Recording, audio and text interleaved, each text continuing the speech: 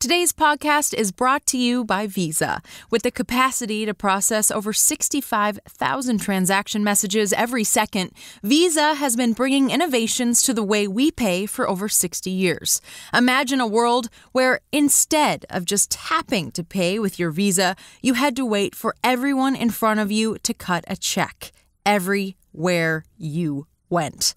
Imagine how much fun it'd be trying to track down your cousin in Milwaukee for league dues. That's why Visa's vision is to be the best way to pay and be paid everywhere, so you won't have to. Whatever your goals are, Visa makes paying fast and easy. The only thing left to figure out is, where would you like to be?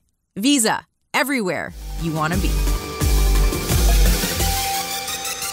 Welcome to the Undisputed podcast. I'm your host, Jenny Taft. This podcast is the full show from today's episode of Undisputed from start to finish. They've got a busy slate, so skip Shannon. Let's get to it.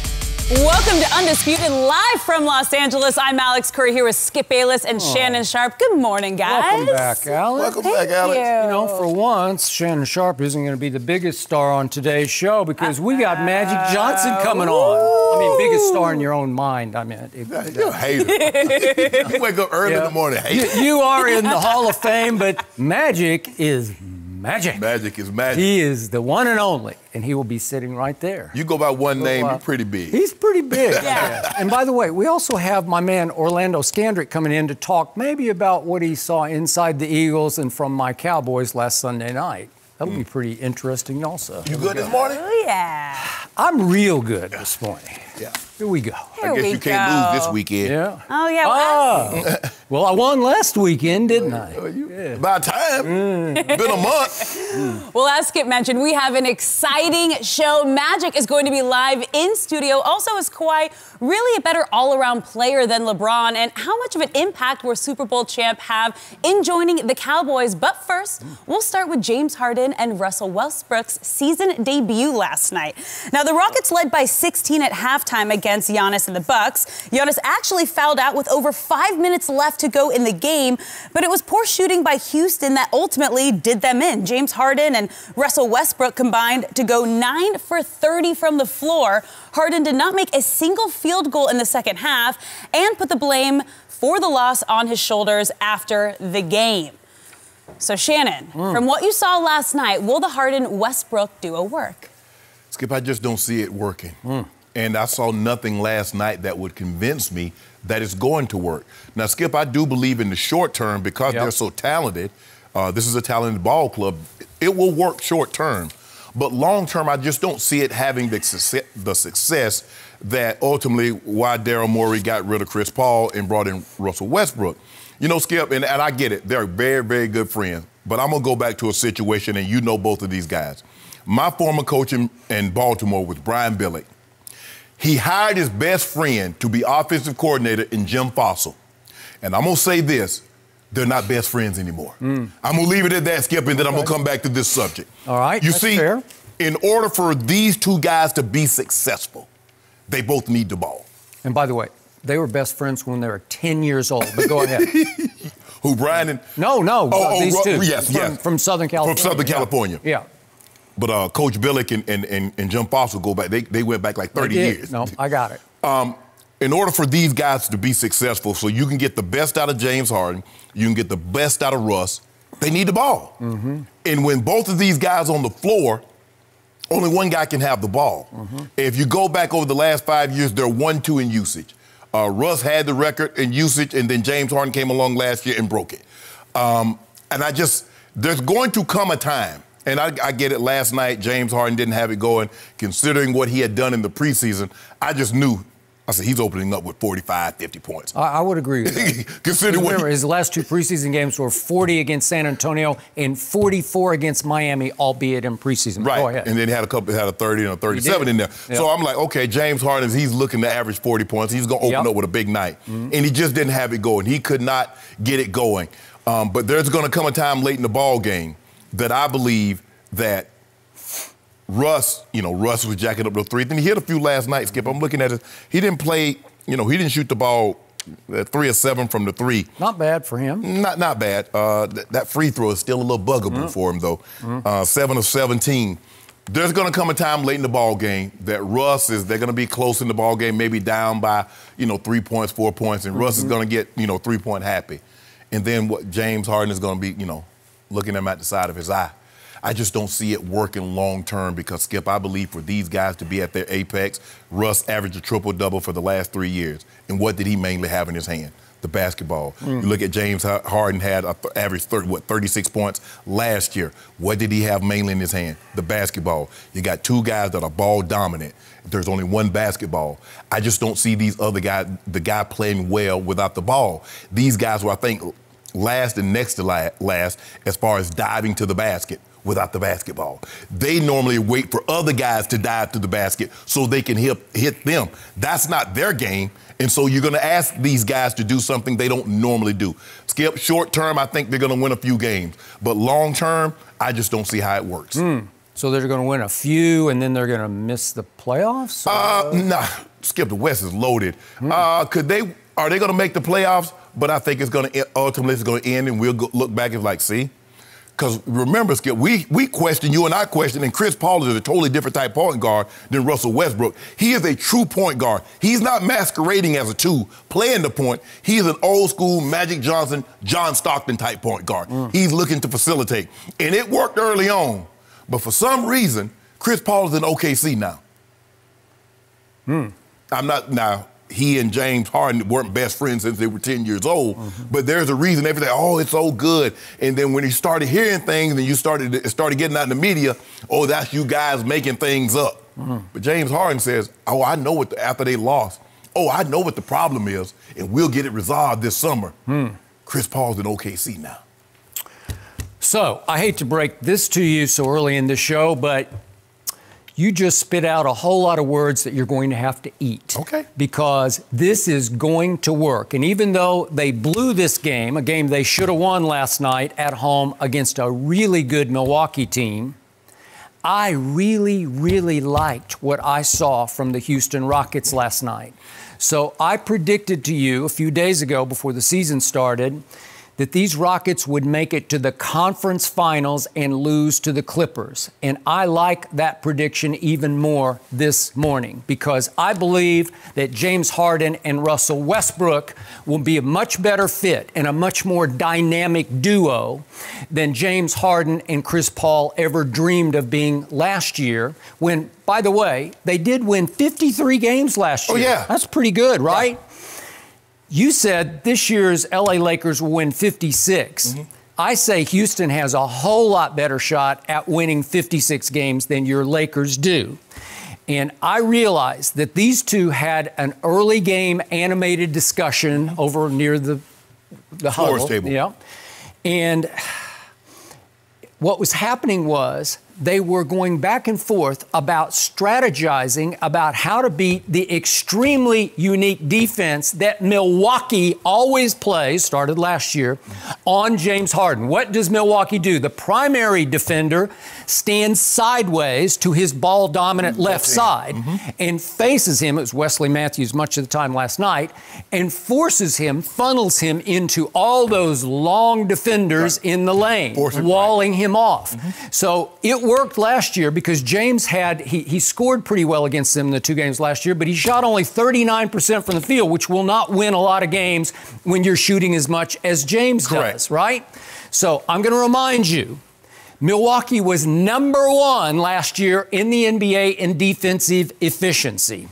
And I'm going to remind you that they did numbers on all the best scorers in the league a year ago. So is it not possible that that was as difficult an opening night fire test for the two new duo together with the two new guys together? Can you think of a worst case scenario for James Harden trying to figure it out with Russell Westbrook at home on national TV than the Milwaukee Bucks? What? He's going to have his work cut out against the Clippers. Okay, well, now he would. Yes. But again, from last year, this is a team that stayed together. Did they switch it up? Did they have new guys? No. Again, obviously the Clippers have two new guys, but they have a lot of old guys who are hard-nosed. But this team is together. All of its strategies, they're tried and true from last year.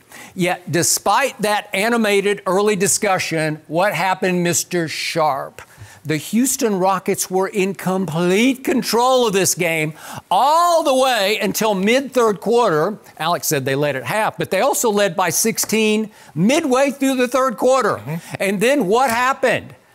James Harden did not happen. I don't know what got into him. He decided, well, I don't really feel it tonight, but I also think that off his 40 and 44-point games to end the preseason, he said, you know what, tonight I'm going to show everybody I'm with Russ here. I'm going to facilitate a little more than I usually do. I'm going to defer to Russ because he seems to be playing with extreme energy and passion tonight.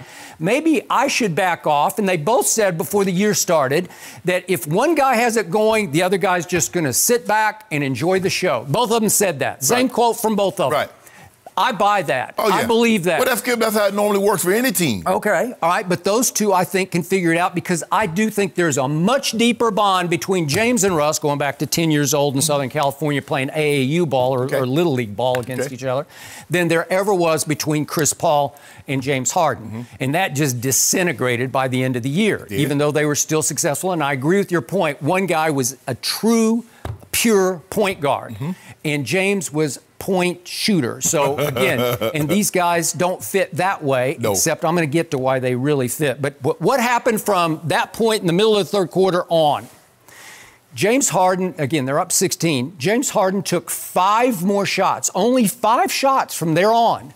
He missed all 5 of those shots, all from 3-point range.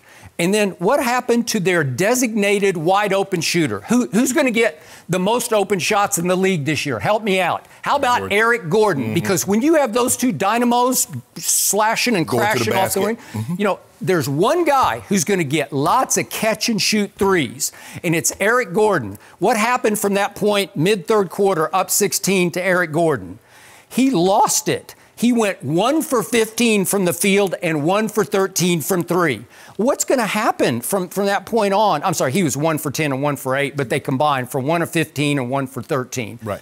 You're going to lose. If your two best shooters, because Russ isn't obviously their best shooter, you're just going to lose. They missed so many. I just sat there in awe of how many open shots both of them missed, because they both had looks, which they usually make. What if they made 2 or 3 more of those? What would have happened?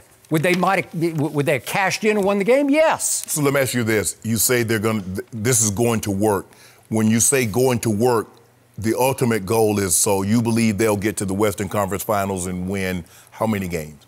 I think they got a shot to win 56 games. And that was a lot of the website projections had them at 56. And that's a lot of games. That's what you think the Lakers will win. I think they got a shot to do that. And I like what Tyson Chandler did for them last night.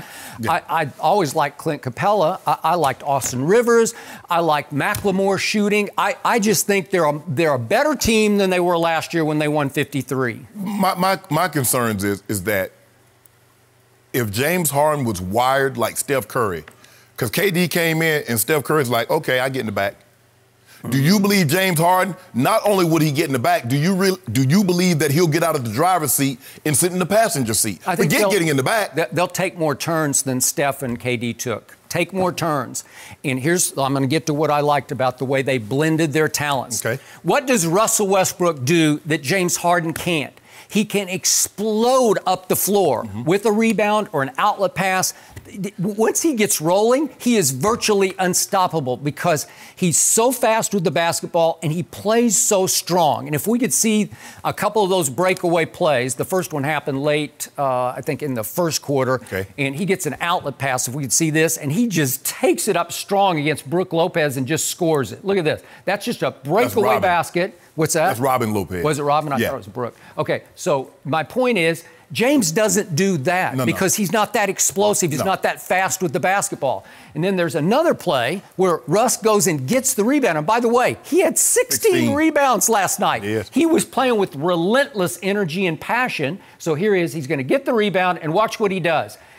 He can pass the basketball, so he draws 2 defenders and kicks it to my man Eric Gordon, who finally made. That's one of the few. He made 4 of 19 shots. That was one that he made. That was a Kawhi shot. Okay. You see that thing roll around the rim, hit the backboard. But because he was having a hard time. He was off. He was struggling. He was struggling last That one night. rolled around and fell. Yes. But I love the pass from Russ because he forced the action in ways the Houston Rockets never forced the action.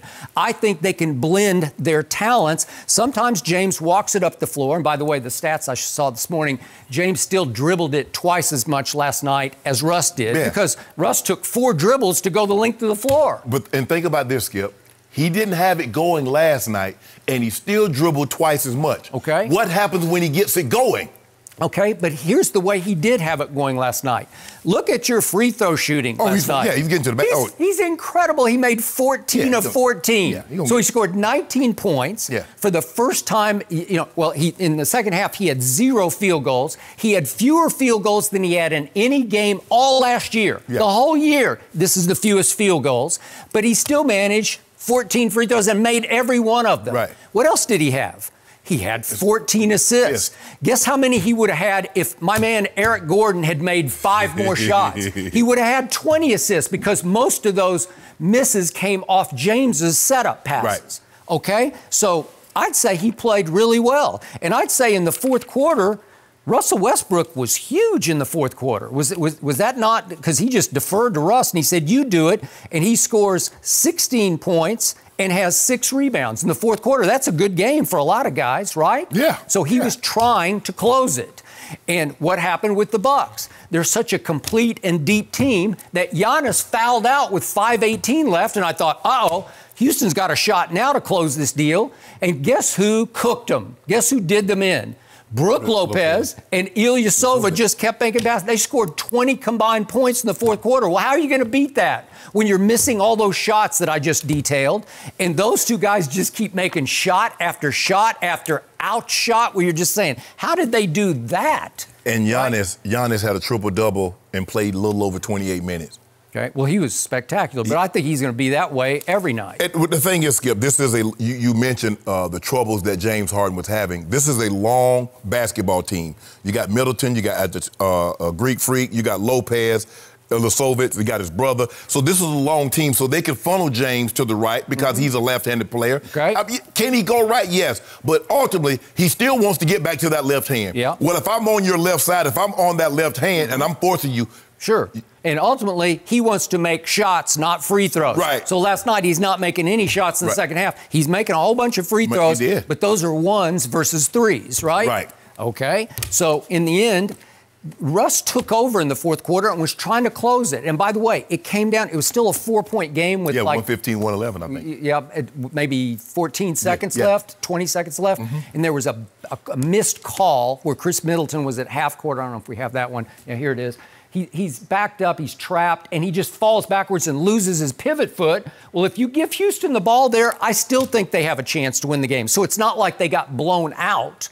Right. They lost the 16-point lead and then lost by 6 points. Right. So there was a minus 22 reversal from mid-third quarter. But I still say they had a good chance to win the game. And what did James do in the fourth quarter? He went Anthony Davis in the fourth quarter. He took 2 shots and missed both of them. And Eric Gordon took 7 shots and missed every one of them. Well, help me out. If that happens to this team, you got me. But I don't think that's going to happen very often to this team. So if they don't make the Western Conference Finals and they don't win 56 games, you're saying this is not a success. So that's that. Yeah, I agree. Because you don't believe it's going to take some time to figure each other out. Yeah. Because even though they were teammates for a couple of years, was it 3 years in Oklahoma City? That was so long ago. That was so long ago. They were just NBA babies. Yeah. And James was coming off the bench. Correct. So their chemistry on court was not tested that much because they probably didn't play together all that much. Well, James was on the court at the end of the game because, he was really one of their closers also. He was. But it was a totally different role. Yep. Russ was the star. Yeah. And Russ is still a star, but James Harden is the bigger of the 2 players now. I just have this feeling that Russell Westbrook has been through so much pain losing playoff games that he finally said, I have a chance to start fresh and start over a little later in my career. He's starting to get into the backside of his career. I hope you're right. I hope you're right. I hope he says, you know what? I've averaged a triple-double for 3 years. I've won an MVP. Now it's about me trying to get to and win a finals.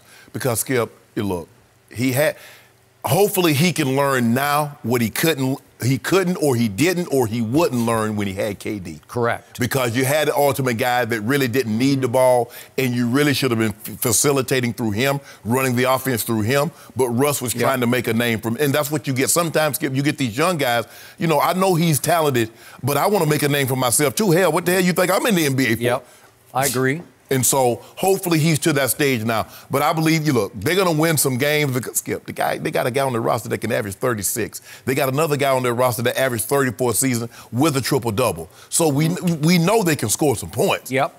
And what I love about Russell Westbrook is he will bring this team what it didn't really have last year. It's contagious nightly energy. It's every dribble energy where it rubs off on everybody. They looked different to me last night because he was igniting them. How many 6'3" guys can get 16 rebounds? No. Is that not just about want to? Is that not about desire? That's what rebounding is about. Yeah, and by the way, there were no Steven Adams memorial here, take this one off a free throw. He had to go get them. Yeah, right? He did. Those weren't gift rebounds. He got 16, and he made that team different last night. And they should have closed the deal. They just needed to make about 3 more shots. Skip, the bench. They got to get some production out of it. I mean, James Harden and Russ can't play the whole game. Yeah. Their bench was awful. Yeah, but I like Austin Rivers. He had a bad night last night, too. But I like Thabo. I like Ben McLemore. I'll get it right. Eric Gordon comes off the bench. Yes. So, but he's the guy. He normally gives you 18 to 20 off the bench. But 4 of 19, 3 of 12, I didn't get it done. Won't happen. Okay, but we're going to find out. Yeah, okay, you got 56 in the Western Conference Finals. Yeah, I just got Western Conference Finals for sure. I already told you. I mean, Clippers, Rockets. So what the Lakers going to be doing while they play in the Western Conference Finals? Looks like they're going to get knocked off by one of those 2 teams, wherever they finish. You believe standing. that? You believe that? Boy, have you noticed what the Clippers have been doing? The Clippers look good. Yeah. I can't even lie. Yeah. The Clippers look good. They look good. You can't even lie. Golden State look bad, though. Maybe we should talk about the Clippers. We can't lie about that either. Golden State look bad. They did. No mercy.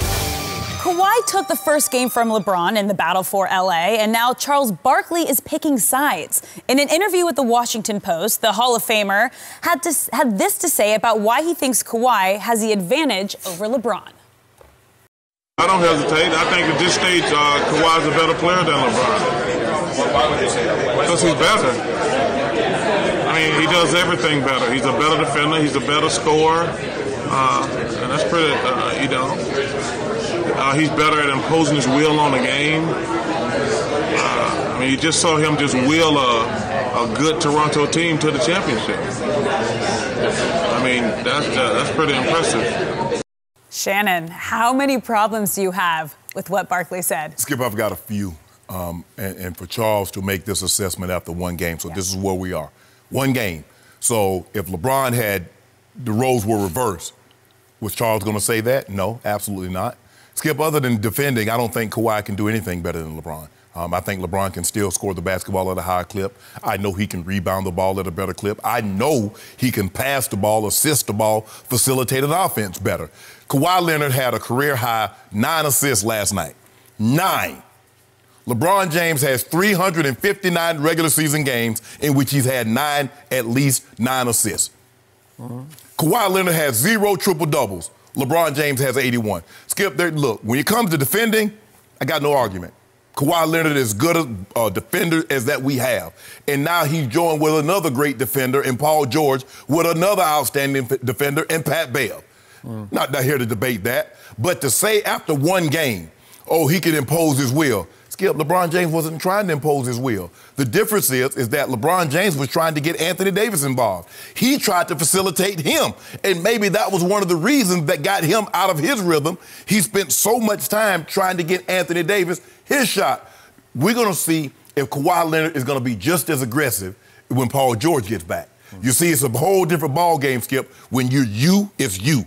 You can just do what you want to do because everybody else knows their role.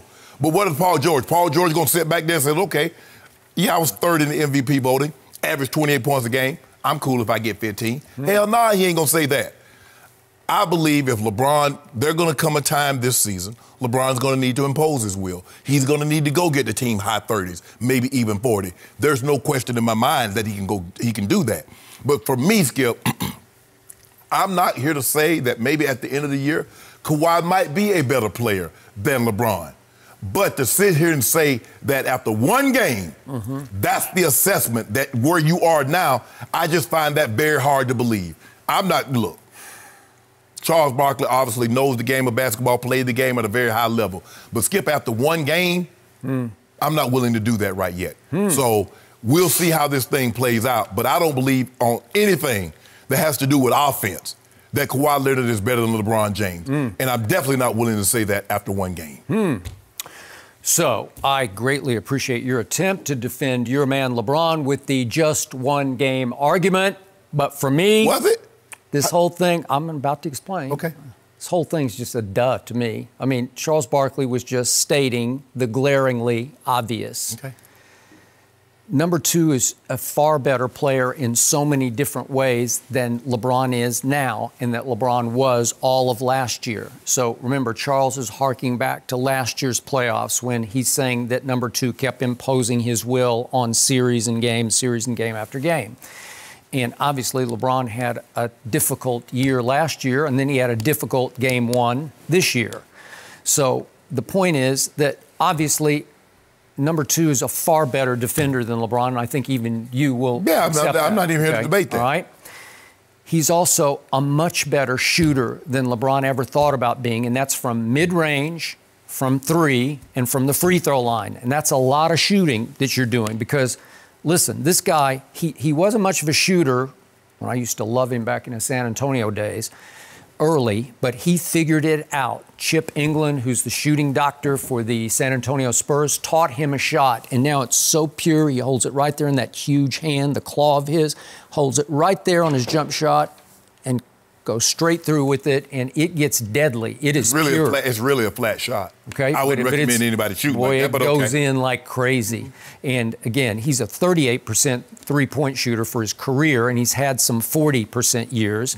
And LeBron's a 34%. So it's a big gap between them as a three-point shooter. What about field goal percentage? Okay, well, again, I'm not talking about attacking the basket. I'm talking about mid-range jump shooting. But all of a sudden, this guy's become just deadly. But you and Charles are saying he's better than everything. Isn't attacking the basket a part of everything? All right, I'm going to give you that. But how about free throw shooting? We got a bet on 75%. Yeah, LeBron was 67%. You're 3 out of 4 right now. Yeah, right. So one game. That was your only bright spot from, what was it, Tuesday night? Tuesday night, yeah. Your only sort of silver lining was he's 3 out of 4, and that equals 75%. Yep. So right here, right now, you have won the bet. Yes. You only have 81 games to go. Oh, really? So we have 81 more games, huh? Yeah, okay. It's a lot of free throws to miss. So the point is that he's got the mid-range jumper, and then last night he showed a whole different dimension. And I've been trying to tell you, the guy I saw Tuesday night was a new guy with his chest out.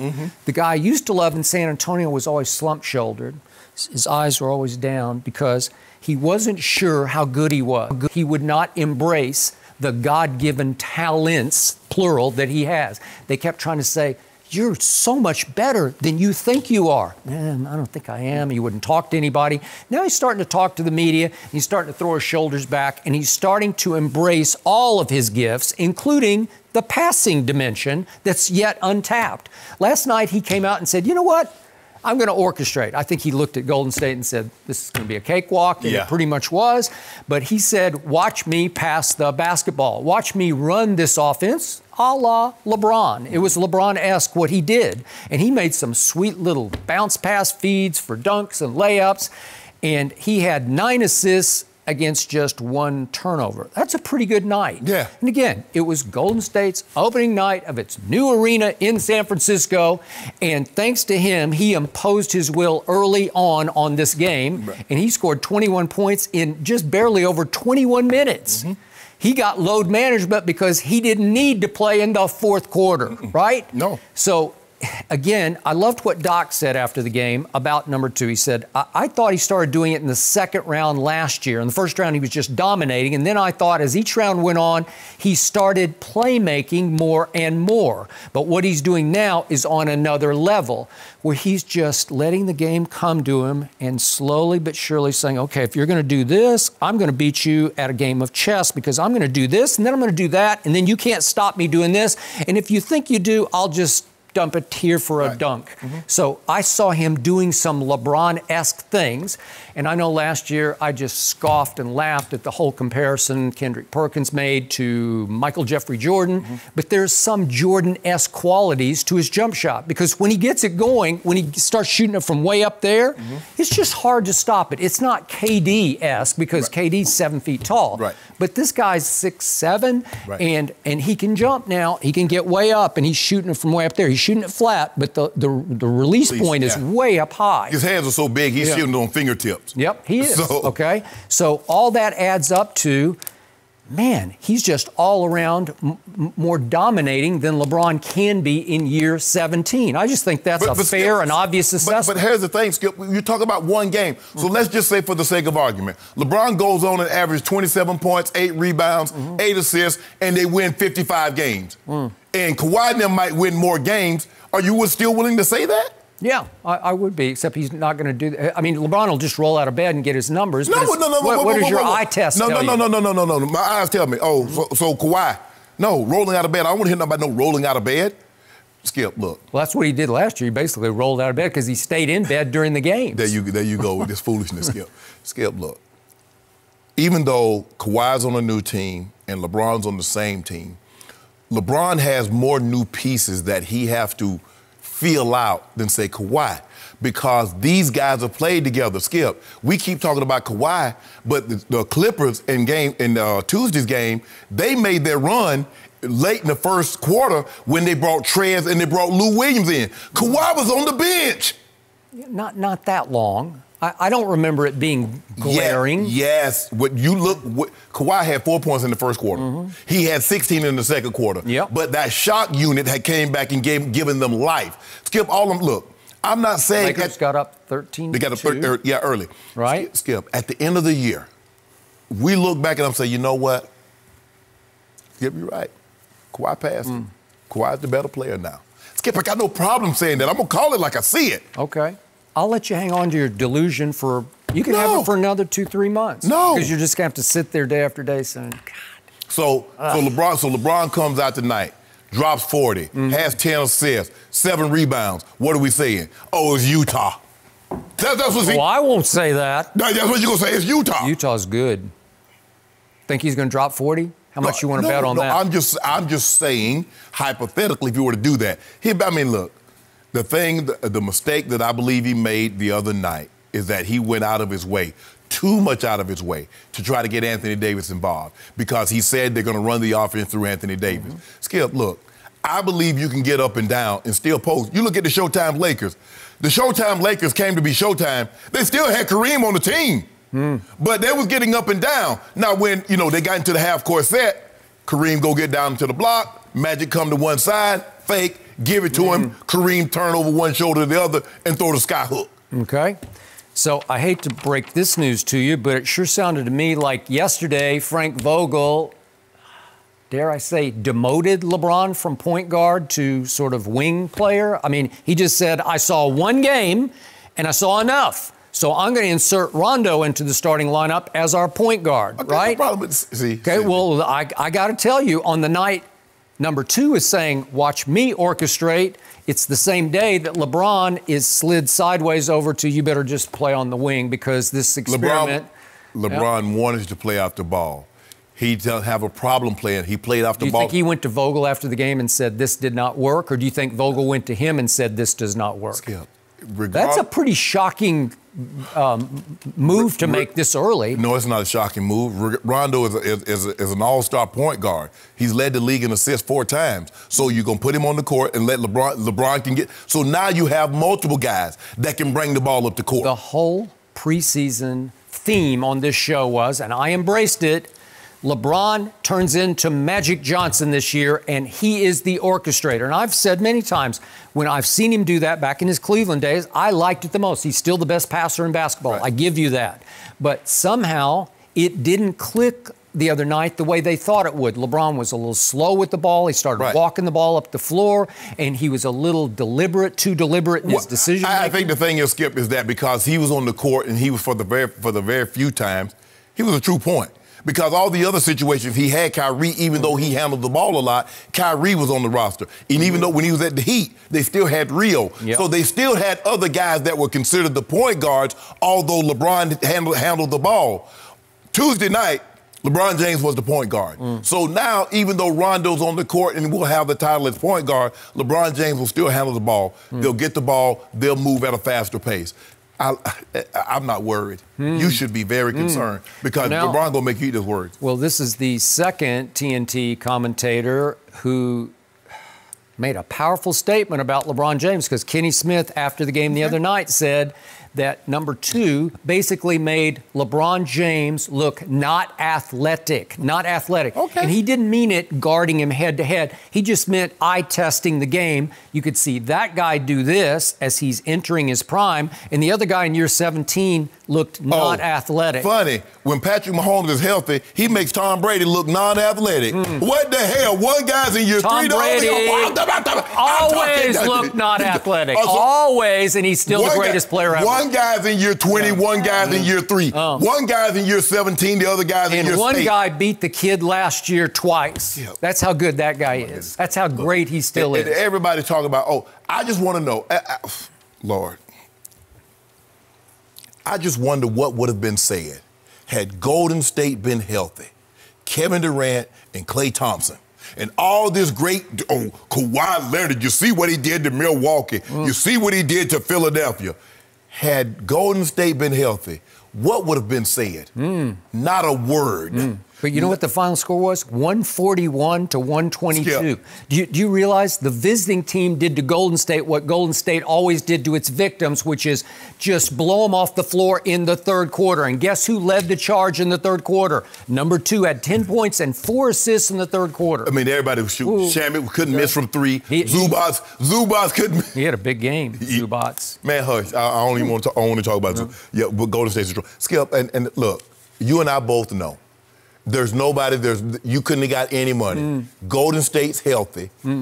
Toronto's not winning the title. And we looking at Kawhi. Kawhi's still a great player, but he's not getting heaped on like he's the king, You know that. I think there's a new king in L.A. So you believe that Kawhi would have beaten Golden State fully healthy? Is that what you're telling me? When? Last year? I did not think that. Okay, I told you he is arriving right before your very eyes. Well, we ain't going. By the way, to sum up my argument and maybe Charles Barkley's argument, could we see that layup that LeBron missed? Just real quick. I just want to see it. Just to cap this off. Just one look. One look. Here it is. I am looking. Watch. This is LeBron James in year 17. He breaks through wide open. LeBron. You airballed a layup. I'm not looking at that. He made him look not athletic. LeBron in his prime would have dunked that over his head.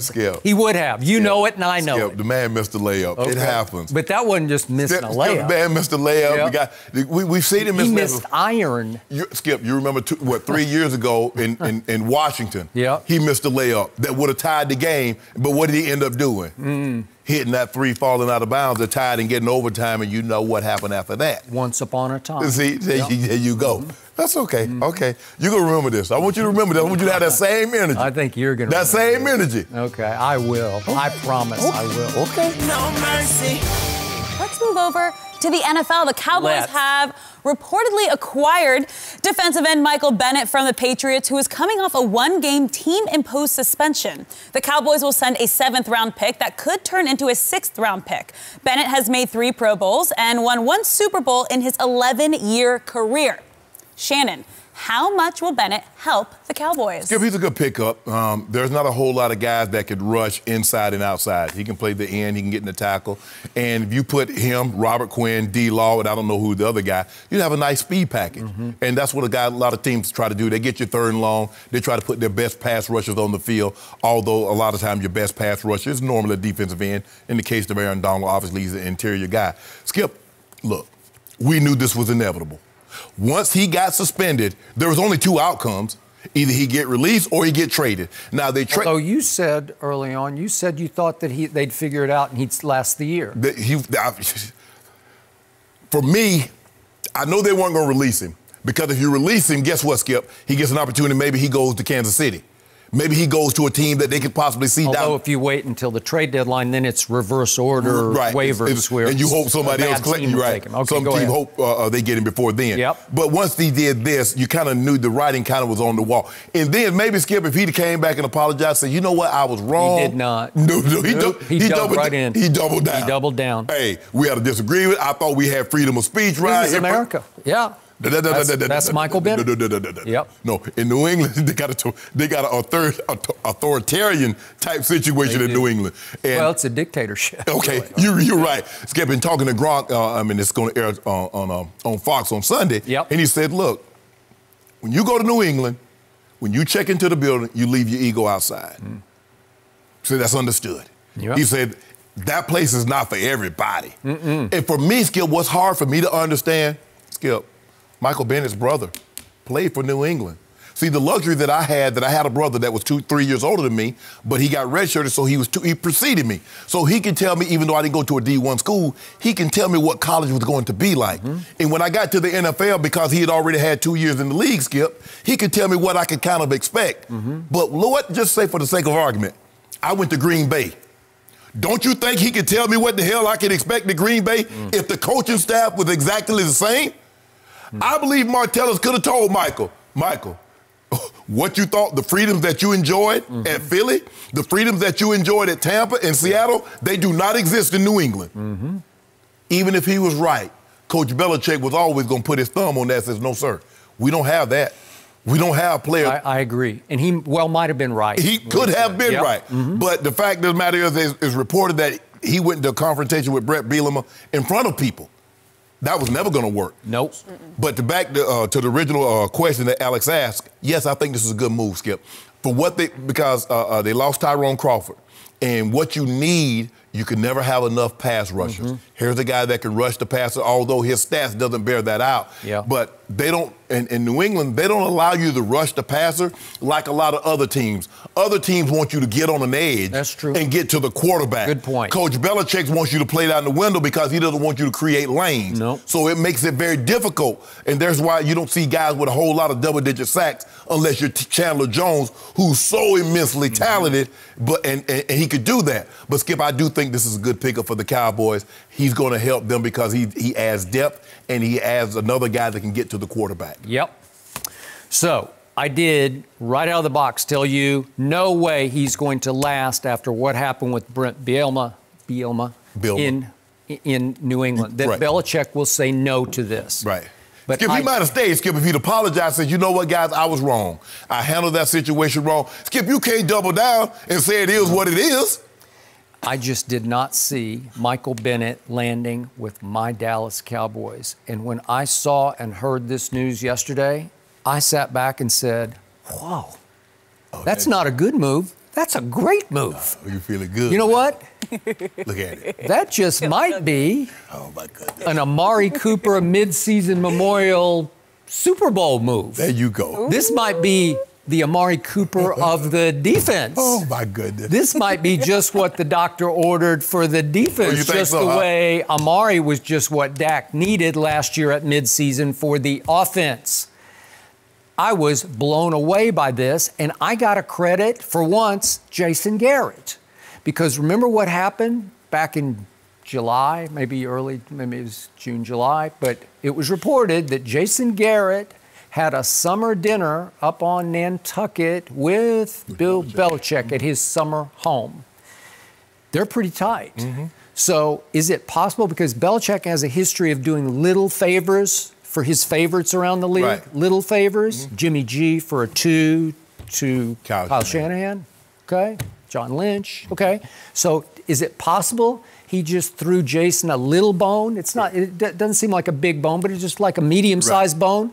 You can have Michael Bennett for a 7 that could become a 6th-round pick if he plays up to these conditions, right? Well, that works for me because I don't have enough firepower coming off the edge. Now Robert Quinn's got some rib pull thing that I don't know, but it's not enough for me to think that DeMarcus Lawrence and Robert Quinn are enough. You need one more nuclear type weapon, and he can be on occasion. When he gets cranked, he is capable of changing a game. He is capable of a sack fumble. He's capable of a key third down sack, and you can use him in rotation, which they are pretty good at. And with Chris Richard running the defense, I think there'll be a little better communication there. Yeah, and he understands Chris Richard. He understands that defense. So it's a perfect situation, Skip. Because he knows the defense. They go back to Seattle, right? It's the same. So again, I know Michael well enough. He's difficult because he's his own man. He's difficult to sort of deal with and to coach. But now he comes with a chip on his shoulder. They did me wrong. I'm going to show them. And a month from yesterday, guess who plays at Foxborough? The Dallas Cowboys do. But that, for me, when a coach will trade you to a team that he knows he's going to face, or he trades you within the division, because remember, Skip, he traded Drew Bledsoe within the division. He doesn't think that it'll be a factor. Thank you. But they are in opposite conferences, so maybe he thought, I don't care that much about a Sunday game in so it's November or something. So it's not like end of the world game. It's not like they're a threat to keep New England from getting to the Super Bowl. Is it possible they would play New England? Well, that was my preseason Super Bowl pick. But I still think that he did Jason Garrett just a little favor. And now the counter argument ensues because Martellus did play in New England. You think, well, he would tell brother, okay, these are the rules of the road in New England. But remember, Martellus was drafted originally by the Dallas Cowboys. Second-round pick. And it did not work. And when Martellus departed, he said he took a shot at Jason Witten, saying he never really took me under his wing. In fact, he cold-shouldered me and made it even harder on me to succeed in Dallas. Well, will Michael care about that? It was a long time ago. Maybe a little bit, but I think he'll care more right now about the bigger chip on his shoulder to say, watch this, New England. Well, Skip, for me, I would never want to face a guy on the defensive side, and I don't think he's very good, and for whatever reason I took money from him, and he's got to go against my quarterback. Because what's in his mind? Okay, you don't think I'm good? Let me show you what I'm going to do to your quarterback. I would agree. So, it's kind of smacks of a Super Bowl move to me. Doesn't it feel like that to you? Man, there you go, man. There you go. Man, Michael Bennett, who knew? Skip, look, I like the move a lot because, like I said, you can never have enough good pass rushers. And Michael Bennett is a guy that can rush from the inside. D-Law don't really rush inside. Quinn don't really rush inside. But you put him, Quinn, D-Law on the field at once. I don't know who the other guy will be. You have a nice... Or even in rotation, I'm good with that. Or, well, obviously, I think he's going to come off the bench. You got a nice little rotation. You got a nice little speed package where you can get after the quarterback. And on that turf... Bye week, get him locked in, get him ready. He'll fit right in. You're feeling good about yourself. This is huge. And then guess what, Skip? Because remember, he was in Philly. So now he gets to face Philly, and he get to tell the Cowboys all about Philly signals. Good. Love it. Perfect. Thank you, Coach Belichick, for doing us a little favor that could have big dividends. Way to go. No mercy. Last week, an anonymous Eagles player was critical of Carson Wentz. And earlier this week, offensive lineman Lane Johnson said players have been late to meetings and practices recently. Wentz responded to the recent turmoil by saying everything was handled internally and everyone is on the same page moving forward. And we are now joined by former Eagles cornerback Orlando Scandrick. Now, Orlando, you were in that locker room as recently as Sunday. Boy, was I. And by the way, you're welcome here as opposed to there. Thanks. I like the change. Well, thank you. Thank you, bro. Let's dive right into it. Okay, let's go. Yeah. How surprised were you that the Eagles let you go? Very surprised. I had a very productive game coming back against the Jets, and then we go up to Minnesota and we get smashed. And then we go to Dallas and we get smashed.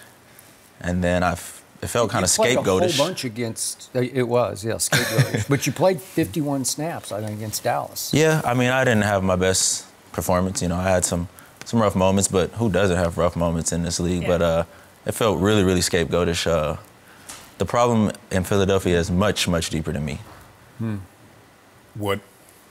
You want to elaborate what some of the problems are? Because we hear a lot of talking coming in and out of that locker room. What's some of the problems that's going on? I think they're having a tough time dealing with success. Whenever you got to say, oh, we're going to get it together. Oh, no one believes in us. Oh, it's about us. You already doomed. So scapegoatish, as in Zach Brown was a week ago. And Zach Brown goes out and says, you know, we need to put it in the quarterback's hands. He gets released. The head coach goes out and says, oh, we're going to go down to Dallas and we're going to win and go be in first place. Should he get released? No, he did not, but maybe so. And then you and Akeem Spence went. I mean, how it was explained to me from Howie, and I don't believe anything that Howie says. Howie is one of the people that if he told me it was raining outside, I'd probably, you know, get some shorts just in case. That's tough. That's strong. Yeah, I mean, he put it to me as he wanted to play some younger players, and they're a mess on defense, and they needed to get some more defensive linemen. So we'll see how that works for him this weekend up in Buffalo. How much dissension did you feel inside the locker room? Lane Johnson said guys are late for meetings. Was there turmoil in the locker room that you could see and feel? Let's just say where there's smoke, there's fire. You've been in a lot of locker rooms. If me and you are having a conversation in the locker room and it gets leaked to him, so he's going to get the edited version. What was the version that me and you were actually talking about? Right. So what about the report that Alshon was the one who took an anonymous shot at the quarterback? I love Alshon, and I'm going to take it for what he said. It wasn't him, but it came from somewhere. Once again, where there's smoke, there's fire. That locker room is different. I would tell guys when I came there, like, I still feel like they're living on that Super Bowl high. Like, it's over. You living in the past, but some of those guys came in the league and the first thing they experienced was 13-3 in the Super Bowl, and they think that's what it's all about. How many years you play? 14. How many Super Bowls? 3. How hard was it to get there? How many years did it? Yeah, 3 Super Bowls. So the other 11 years was basically not successful. I don't look at it. You were one of the lucky ones. Right, yeah. Right. And for me, 12 years, no Super Bowls, no Super Bowl appearances. And some of those guys, they haven't even faced the harsh reality of a losing season. But at this rate, that what's going on there, it's the problem is not just fixable by saying we're all going to stick together. You say we're all going to stick together, we're all in this together, but then you get Lane saying people's late to meetings. There's some accountability issues going on there, and it starts from the top. So you notice, but the problem that I have with Lane, and he talks a lot, and that's his right. He often backs it up. He backs it up. Yeah, he's a good player. Yep. But is this something that you could have said privately? I was just talking about that to somebody. Like, why not go to that guy and tell him on the plane? Right. But for me, that was like a masking thing. I think Lane is a hell of a player, and we all can agree with that. Right. He didn't have a hell of a game on Sunday. Right. So instead of, going out and attacking somebody being late, the first thing that you could have did is just looked in the mirror and maybe went to that guy and pulled him to the side and said, hey, we can't be late. We got to get this together. We got to set examples. We're the vets on this team, because they're not talking about a rookie being late. They're not talking about just some guy that's a 52nd, 53rd man on the roster, some guy that doesn't play inactive being late. That comment is about somebody of some significance. So instead of hiding behind Do you know who? I don't know who it is, and I wasn't there long enough to even dive into that. That comment was made. I was released the next day. But the thing is that I'm looking at, Skip, it's hard for me to believe that the guy was just late before the Dallas game. So what happened when you won these last couple of games in a row? So everybody was up on time, showed up on time, to meetings on time, on practice on time, but it's just the week before Dallas, guys started coming late to meetings, coming late to practice. Not at all, Shannon. You already know. Exactly. When you lose, the fingers is you. And then when you have success, it's like, oh, it's fine, let it slip through the cracks. But it's some issues going on there. As you know, all that success you mentioned was achieved with Nick Foles at quarterback. Absolutely. he was almost worshipped. They built a shrine in the locker room. This is pre-you. Who was it? Chris Long built a shrine to Nick Foles in the locker room in 2 straight playoffs. One he cashed in with the Super Bowl MVP, and last year won the big game at Chicago. And then Alshon missed a pass right in his hands, or they might have pulled off a win at New Orleans. Correct. So now you have the young quarterback back in. How much pressure is on him, and how is he handling that? There's a ton of pressure on him, but let's just start here. Nick Foles is not walking through that door. No. At all. Right. Not at all. And I think, are there some people in that locker room that still would probably want Nick? Yeah. But that's not a knock against Carson. Okay. It's just everything that Nick has achieved. But he's not walking through that locker room. And clearly the organization has shown everybody, the fan base, the players, the coaches, they're all in on Carson. It's his team. So somewhere in the happy medium, they're going to have to figure out how to get over what he done. Yet there was a big story in PhillyVoice.com questioning Carson's leadership. This is in the offseason before you got there. How did you sense his growth as a leader? How did it sort of resonate through the locker room or not resonate? I love Carson, man. I thought that he was a great guy. I thought he was stand-up. I thought he was... I'm going to compare him to your quarterback. Okay. I spent enough time with both of them.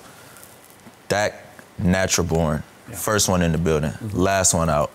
Doing extra things. That might be his greatest strength. Doing extra things. Carson, if you go back to earlier in the season, they dropped a few passes, and now they want to stay after practice and catch some extra passes.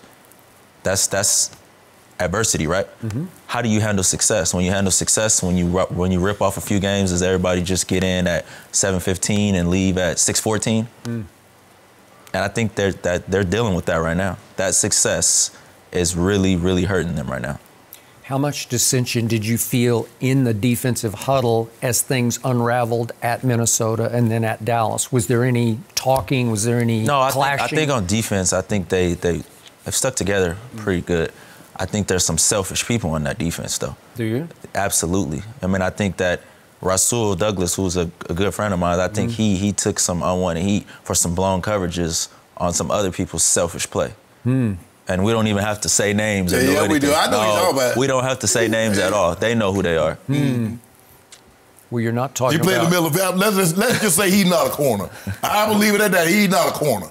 Shannon, you know football. I do know football. And Skip, you've watched a lot of football. I know a lot of football. So I think... It might have been the guy that got ran over Skip. I don't know, but it might have been him. Guy named Jenkins, maybe? I don't know. Malcolm Jenkins? Maybe that's who we're talking about. Maybe we talk about Roscoe Jenkins. Maybe Roscoe Jenkins. Yeah. It could. But, I mean, I think that when you wear the C on your jersey, it's your job to bring guys along. It's your job to sometimes you need to take the hard down. You need to take the hard job.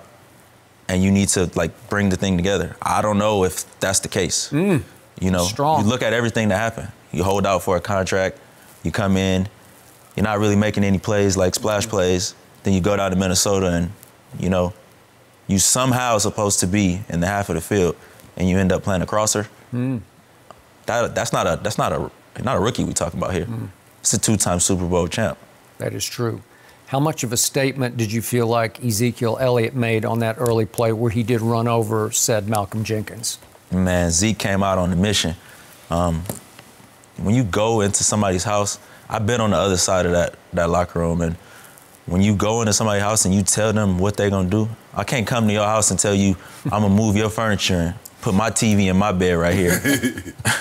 And I think we wasn't gonna talk ourselves to a victory. We tried it. How did it play in the locker room when Doug Peterson seemed to guarantee and then seemed to walk it back? That whole thing was strange, man.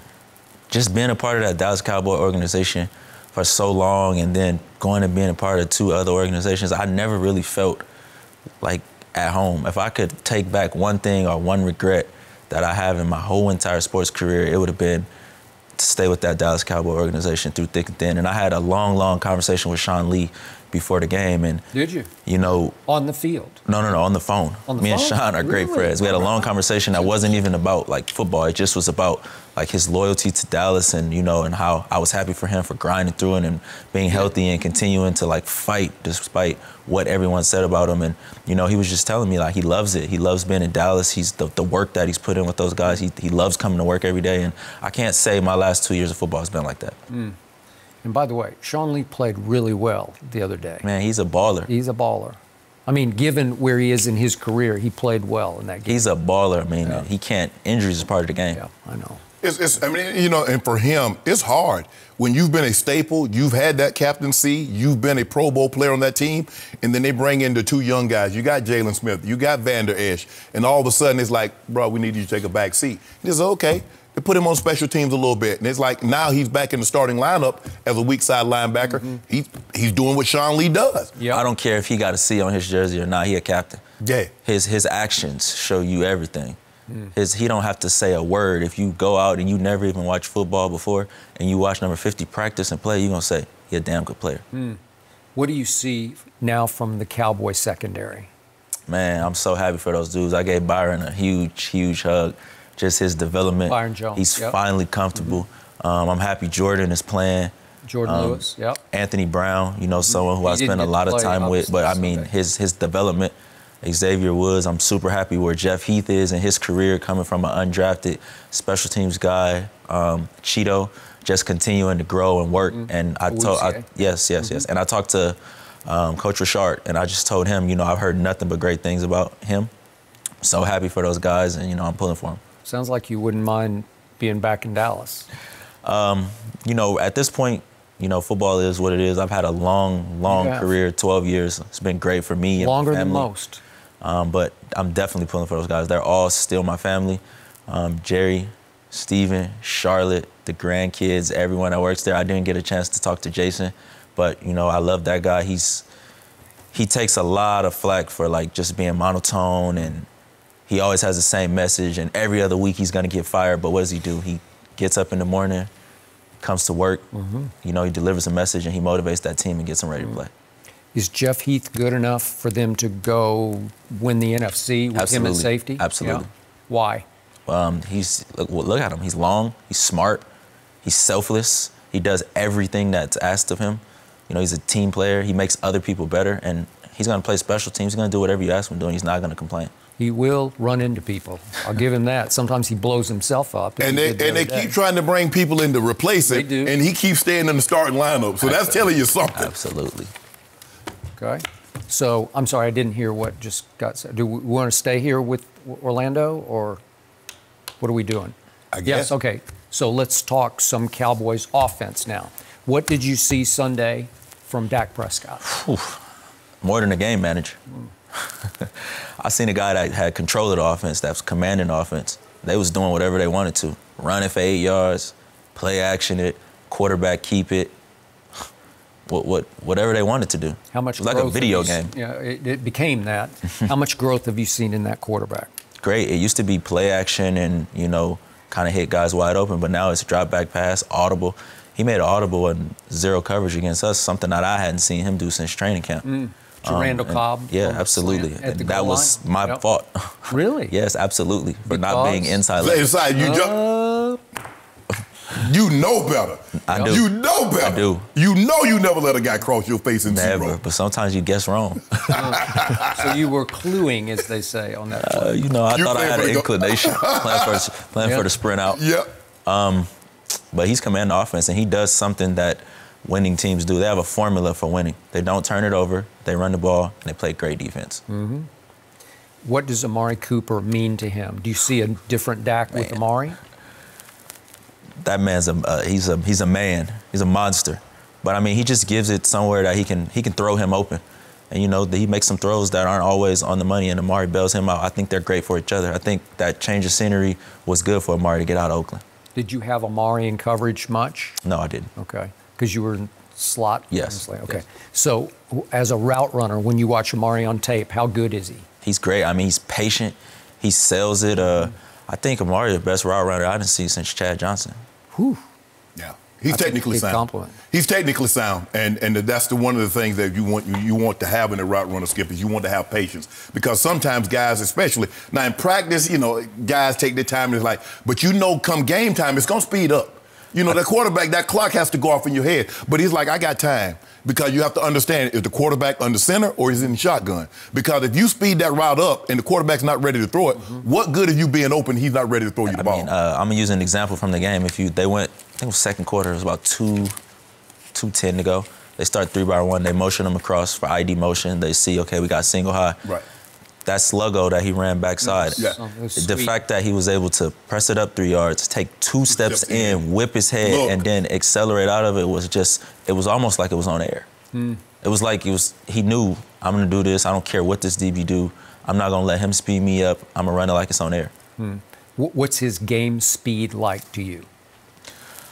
He play fast, but when you confident and you know what you're doing and you confident in your technique, it allows you to play fast.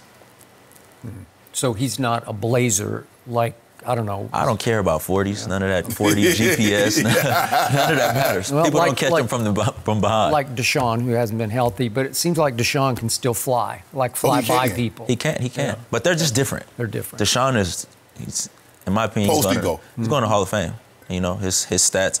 But Amari Cooper, what he's doing right now is a clinic. If you're a young receiver and you want to be a receiver, you put on some Amari Cooper tape.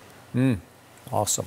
So let's bring it back to Philadelphia. Philly plays at Buffalo on Sunday. Good luck.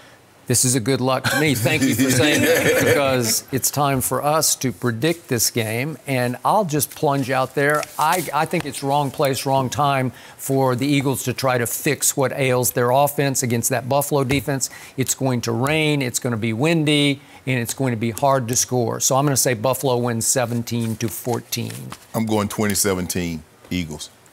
You hope, you wish. The Buffalo. You make it seem like Buffalo got this dynastic offense. No. As long as you don't turn it over, you'll be in great shape. Buffalo pride themselves on taking the ball away because they're not moving the ball. You got to give them short fields. They're not driving the ball down the field.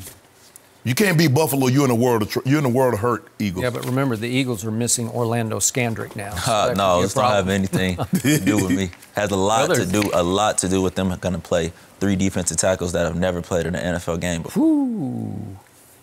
Because no Akeem Spence, right? You got Fletcher Cox. You're going to have Barnett, and you're going to have Graham. Those dudes are phenomenal. Right. But if you can't stop the run, if you can't stop a team from running, you can do whatever you want. Well, they couldn't stop anything because it looks like that stat where they were the second best rush defense in football was inflated because teams were throwing the ball on you guys, Scant. To be honest with you guys, so if I can throw the ball, why the hell I need to run it? I'm just going to throw the ball for 400 plus. Absolutely. And then all of a sudden we saw Dallas. Dallas like, we're going to run it and we're going to throw it. We're going to do what we want to do. If you can't stop one aspect of a team's offense, you can't beat them. You're never going to beat them. And you guys couldn't stop. You couldn't stop the run. Zeke was eating when he wanted to, and now Dak can play action you. I think when they go up to Buffalo, I think Buffalo's going to try to establish the run game and play defense. Yeah. Keep away with the ball a little bit. And I think they got enough weapons on offense to score points. They get paid too, Shannon. Yeah, no problem. Yeah. I got 2017 Eagles. Okay. We'll see. I think we got a tied. Case. We got a case. We will be tied. Really? Cowboys and Eagles will be tied. Oh. Well, yeah, I guess so. Tied. I'll give you that. Tied. But then it starts. Yeah. Yeah, because we're off this week. So. That's the only way you didn't lose. By the time you won, been a month. Yeah. Okay. Lose to the Jets. You saw the Jets on Monday night. Happens. That can't happen. That can't happen. So, do you still want to play? That's a tough question. No. That's a tough question. You don't want to play. The political side of it and the release, play young players, it's hard to play this game when they don't have anything invested into you. This is a business too. I got a family, I got kids, so to just get up and say, I'm gonna go play somewhere for a few weeks to make a couple $100,000, that ain't really gonna move the needle for me. Although at some point that $200,000 will seem like pretty good money. I'll be fine. Okay, good. I'm glad to hear that. Orlando, thank you so much for joining us. We love the insight. We love the honesty. That was awesome. If you want to do this for a living, you probably got a shot. Thank you. Yeah. No mercy. Even at 42 years old, Tom Brady still leads the NFL in merchandise sales. Brady is the only player to top this list 7 different times now and has also never been outside of the top 9 since the list was released in 2014. Patrick Mahomes and Baker Mayfield followed to round out the top 3. So, Shannon, how do you explain this? I mean, I get it. I mean, Skip, look, they want to grab these jerseys before they know it's his last year in New England. So everybody want to get on them jerseys. Skip, look, if it's your favorite player, it's hard for me to believe that a fan, no matter what it is, baseball, basketball, or whomever, soccer, that you're just going to have one jersey of your favorite player. And the NFL has done a great job of this, Skip, because, they got the color rush, you got the home and away, you get the throwbacks, and the NFL just keep, okay, this Sunday we're going to go to the I think, what was it, maybe it was against the Giants. Mm-hmm. They came out in the jersey they had in 1999. Yep. So I got to get that Tom Brady jersey. Okay. And look, and I get it. Tom Brady is still the most visible guy in the NFL, and what's not to like about him? And so I'm gonna get this jersey. I got the color rush. I got the home. I got the way. I got the Super Bowl. I got the throwback. So I get it, Skip. And they're gonna keep doing it because they know this is the last year to get a New England Patriot Tom Brady jersey while he's playing. This is not going to be. Yeah, it is. Yeah, it is, Skip. It is. In New England. Here's what I think is operating. What's operating? What I'm about to say will make you sick at your stomach, but this is the truth. It is so rare to get to watch somebody still play at a high level at age 42 who is the greatest player in the history of the game. That's rare. When I sit back at 4:25 Eastern time on Sunday to watch Baker Mayfield play against Tom Brady. Baker might get him. He might get him, but listen, how many young guns has Tom Brady silenced? They keep coming, and he keeps saying, nope, not you, Patrick Mahomes. I'll beat you twice last year. I'll beat you at your house in overtime. I'll complete 3 straight 3rd and 10s. 3rd and 10s? That's impossible. I'll go win another Super Bowl. I'll turn 42, and I'll still be, you say he's declining, but he's still a top 10 quarterback, even statistically. Yeah. So when 425 comes around, again, make you sick, but I sit back and I say, This is a privilege and an honor to sit here for 3 hours and watch that guy play at age 42 and know he's the greatest to ever do it. You just don't get that. You don't get to watch somebody for 20 years do it at that high of a level. That's why I think they've come around and they're still buying his jersey. And plus, Skip, look, he's a quarterback. He plays on a winning team. And so that's all. Look, I don't care how good a catcher is. He's not going to sell more jerseys than a pitcher. It's just not going to happen. Okay. So it doesn't matter. I mean, Tom Brady is a quarterback. He's still probably the most popular. Is he the best? No, I don't believe he's the best quarterback, but he's still a quarterback. He's very popular, and he's on a winning team. And what is there? We love winners. I mean, we see people wearing jerseys like they don't even know anything about football or basketball or baseball, whomever, but they win. Remember when Baker was the it kid and he was at the top of jersey sales? Yeah. And all of a sudden, the old man's back at the top again. But all right. No mercy. Welcome back to Undisputed. The one and only Magic Johnson is joining us today. What a treat. How you doing, Magic? I'm doing great, especially when I saw the 3 Hall of Fame tight ends doing the show. I said, my boy, that's going to be great. I can't wait, man. Thank you. I cannot wait. It's been a great time. Yes, of course, and all of you are different, too. So Very. You're bringing something different to the table. I'm going to be checking that out. I appreciate that, man. And Skip. Yes, sir. You and I go back. Way and congratulations to your wife and her book and everything. Thank you very much. Ernestine's book, Paul's, is doing great on Amazon. I appreciate you helping promote it. Out of the blue, Magic, just without fanfare. Before we go on, you get to your question. What, you blinging, baby. What's that? You didn't change. Jump on me. I'm dripping. On Friday, he's drip Bayless. Okay, not Skip, drip Bayless. Okay, got it now. Thanks to my man Lil Wayne, who also gave Shannon one. So, okay. He doesn't display his quite as often. Well, he's sharp already. He playing it like, how we do it. Yeah. So when you did step aside from the Los Angeles Lakers, you said, I need to get back to being Magic. And we want to know how happy has it made you to get back to being that guy as opposed to being confined to having to be working under the auspices of the Lakers? Great question, Skip. I'm so happy. I'm back to building my business. I get to say what I want, about any player, because I'm an ambassador. Before I took that role, I love the NBA. I love promoting the game, the players, and I love for me to take them aside when they want to get into business. Right. And so all those things I couldn't do in that role. So now I'm back to, I can say what I want, do what I want. Also, to the freedom of going and building my business. Because, listen, before I took that role, my business was growing, you know, in terms of infrastructure, in terms of, I have a financial business, a services business. We're $20 billion now. You know, so just building all those is really exciting. Were you neglecting those? Oh, yes, because it was tough to juggle both, but I said, hey, I'm going to step aside a little bit so I can get this thing right. And the blessing is we got LeBron to sign up. Right. And then now, you know, with AD now and the players that they have now, the Lakers have a good job. But I love Jeannie Buss, and we'll always be brother and sister. And if she called me today, hey, I'll be right over there to help her out any way that I can. Do you communicate with her fairly often? No, not right now. I communicate with a lot of people over at the Lakers because they're asking me questions. And the biggest question was LeBron James playing point guard. How did that work for you when you played it for the Lakers? And what happens on defense? So I told him I would always play the guy who was the least offensive-minded guy on the team. So if there was a great and fast point guard, Byron Scott would slide over and play him. If say the two guard was great as well, James Worthy would guard him, and then I would take the small forward. So it just depends on who the guy is that's not really offensive-minded as an opponent. Because you were spending so much energy on the other side. And we saw that the other night. And that's what I don't want for LeBron. I think LeBron should go back to being the point forward than being the point guard because he got to spend so much energy, and he's 35 years 35 old. On his birthday. Exactly. So I'd rather for him doing that so he can take over the game in the fourth quarter. Right. So Magic, I thought, watching the game, is that he went out of his way too much to get Anthony Davis involved. And it took him out of his game. It took him out of rhythm because when we think about the post-up game, you had the Showtime Lakers.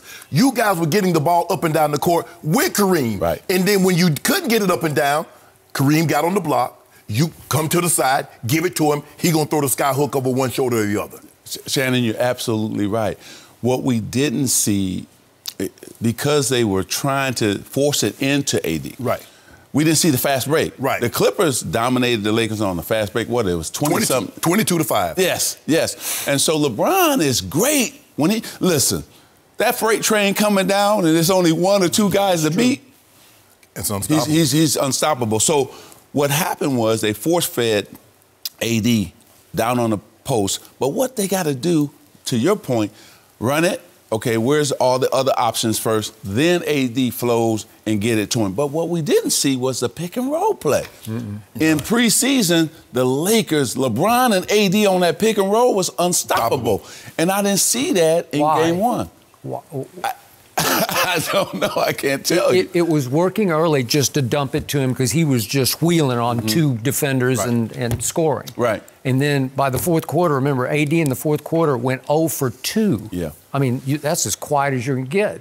Right? Well, it was a fantastic game. Remember, the Clippers went up 15. The Lakers closed, so I think it was tied at the end of the third quarter. It was. Always the key to the fourth quarter is what team gets off the first 4 or 5 minutes. And the Clippers got off, went on, I think, a 10-12-0 run, and it was basically over with. So in the fourth quarter, you got to go back to really them two doing pick and roll. I'm talking about LeBron and AD.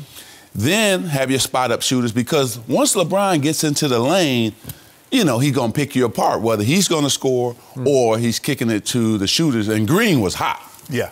I mean, he played awesome for the Lakers. But this first game is all about, and you know this, let me see how this all going to work. Right. Okay, Clippers saying, let me see how AD and LeBron going to work. Danny Green, Avery Bradley. Okay, the Lakers saying, let me see how Kawhi what is he going to add to the Clippers? So this is a game of, okay, I'm going to fill each other out. The next game, when PG comes back, Paul George, when Kuzma is back, that's going to be the game everybody to see, okay, how good is the Clippers? How good is the Lakers? Right. And what do we have to do during the trade deadline to make a move? Because one team's going to have to make a move to get better because they're going to feel the other team is better. So speaking of LeBron, there's a lot of conjecture about how you parted with LeBron when you stepped aside. How do you feel about what relationship remains with you and LeBron? We're fine. Listen, Rich Paul, Maverick, LeBron, I love them, right? And it wasn't that I departed with LeBron. You know, I recruited him here. He wanted to be here. I wanted to help him out in business. Not just him, Rich Paul and Maverick. I did a couple of his shows, things of that nature. I'm still here for him, right? I can still play that role of the big brother. Right. Nothing has changed other than I'm not sitting in that seat, right? Now, if somebody called me to recruit a player for the Lakers, I'll do that. I did that. Right. You know, I recruited Kawhi, even with all the things that was going on. Right. I talked to Kawhi and his uncle, right? So I think I can help him more in this role because now I'm not handcuffed on what I can say, what I can do. And so I'm always love LeBron because he took a chance on me and he took a chance on the Lakers. And he had options. He could have went anywhere. Okay. And so I think he understands that, hey, listen, if I'm not happy, you know, I'm never going to stay for money. I'm never going to stay for the lights, you know. I'm gonna stay because my heart is. You took a pay cut. You got that right. Don't tell nobody. Wait a minute, Shannon. Don't tell nobody. But LeBron and I are good. But there was some reports that he was a little wounded, that you didn't let him know before you announced that you were. That part I can understand. Okay. Right. And but at the same time, I'm a guy who. I always have a plan, right? I think things out thoroughly, and the decision was made for me, right? For my comfort level. And not just, I didn't tell LeBron, I didn't even tell Jeannie Buss. Yeah. So you have to remember. Good point. So I love both of them. And Did again. you talk with LeBron since? No, because season, my birthday was going on. You know, I had a lot going on. But I will sit down with LeBron and Rich Paul and Maverick because it's all three of them. Right. You know, it's not just LeBron. It's all three of them. No mercy. Welcome back to Undisputed. Magic Johnson is still with us and is sticking with us for the remainder of the show, so lucky us. And I'm sure, Skip, you've got a lot more to ask Magic. So after you stepped aside, the Laker front office took an enormous amount of national criticism for their dysfunction. There are lots of reports that actually Linda Rambis and Kurt Rambis, her husband, made many of the biggest decisions, not Jeannie. So put that in perspective for us. How did you see the organization run from the top? Yeah, Jeannie is still running everything. She makes all the final calls. Linda has been working with Jeannie forever, 40 years, I think it is, or just about 40. So I think Linda always is a person that, a go-to person for Jeannie. And they're best friends. Kurt came in, actually, you know, I brought Kurt in. And so Kurt knows the game of basketball. So he was a good person for me to lean on. Are we going in the right direction? On and on and on. What do you think about the offense that Luke Walton was running? You know, things of that nature. Right. So I needed more basketball expertise within the Laker organization. I thought Rob did a nice job of signing. Rob Pelinka did a nice job of signing, you know, Green, Bradley, all those guys. He did. He had to scramble. Yeah, he had to scramble. Yeah. But, you know, Kawhi Leonard was worth waiting for. Right. You know, because if Kawhi comes, I mean. By the way, were you shocked that he went Clippers? No. He was going to come to the Lakers unless they got Paul George, right? And, you know, give Jerry West and Mr. Ballmer all them credit for going out making that trade. And also, too, you know what I like? I like the fact that we quite don't know who's going to win the championship. Right. Because it's good for the basketball fans. Sure. Right. Because, man, the West is stacked. It's loaded. It is stacked. I mean, listen, There's no off nights no more in the NBA. No. Even the not bad the West. teams. No. Not the West. Not the West. I mean, you play Phoenix, Sacramento, they can beat you. They can. Right? All the way up to the best teams. Yeah. So, Jeannie is a great CEO, great chairman. She knows what she's doing. She's so super smart.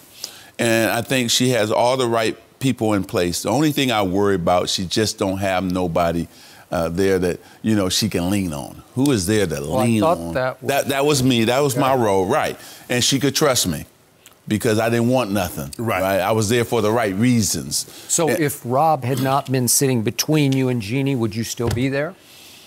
If I could have just made the calls that I wanted to make, which was, Luke was not ready at that time. But I'm happy for him. He went to Sacramento. He's going to do a great job. Sometimes you get fired and you'll do a better job. The second time around. Exactly. And so I know it was conflict. It was tough. Listen, he an ex-Laker, I'm an ex-Laker, and she loves both of us to death, right? And so, but hey, she made the call, I made a decision, and now we got to move on. And I'm here for her, though. And she knows that. And I'm here for the Lakers. I'm a Laker, man. I'm never going. So it came down to whether Luke stays or goes then. For me, just if you have to empower me.